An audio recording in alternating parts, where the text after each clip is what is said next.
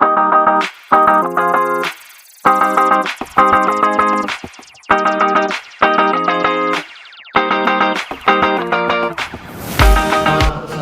warahmatullahi wabarakatuh. Kenalkan, nama saya Muhammad Pamungkas dengan NIM 1333014. Di sini saya akan menjelaskan apa itu Castle Doctrine. Kali ini saya akan bahas tentang Castle Doctrine. Castle Doctrine adalah prinsip hukum terutama berkembang di Amerika Serikat yang menyatakan bahwa seseorang memiliki hak untuk menggunakan kekuatan, termasuk kekuatan mematikan, untuk melindungi diri, keluarga, dan harta bendanya dari prinsip di dalam hukum. Nama Castle merujuk pada gagasan bahwa rumah seseorang adalah kastil pribadinya, tempat yang ia berhak lindungi tanpa harus melarikan diri terlebih dahulu.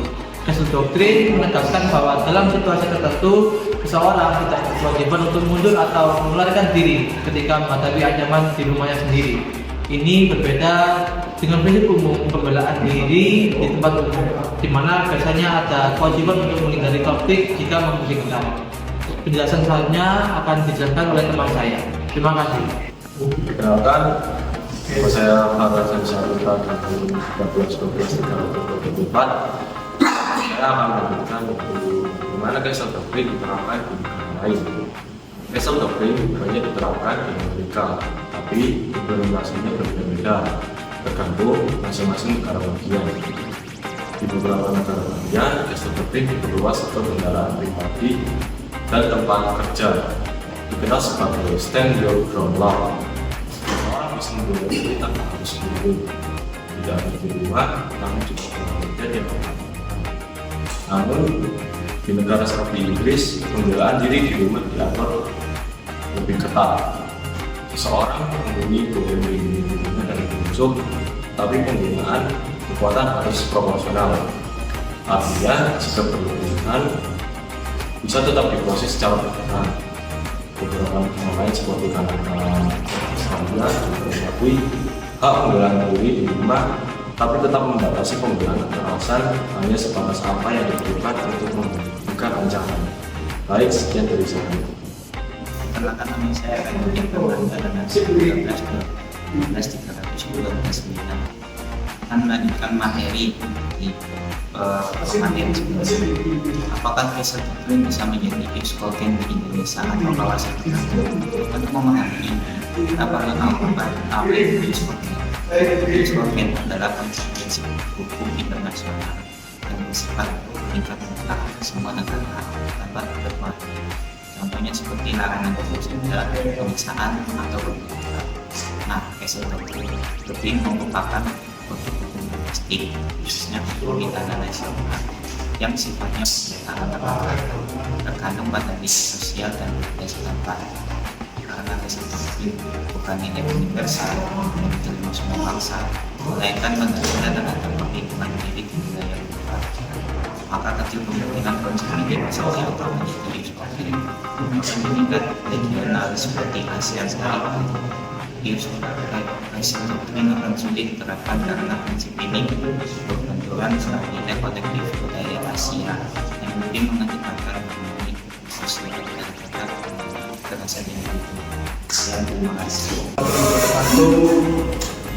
Perkenalkan, nama saya Muhammad Dita Valentino dengan NIM 131230024.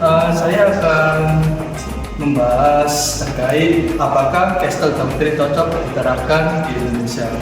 Kalau di Indonesia, kita sebenarnya sudah mengenal konsep pembelaan diri melalui pasal 49 Kitab Undang-Undang Hukum Pidana atau yang kita sebut KUHP.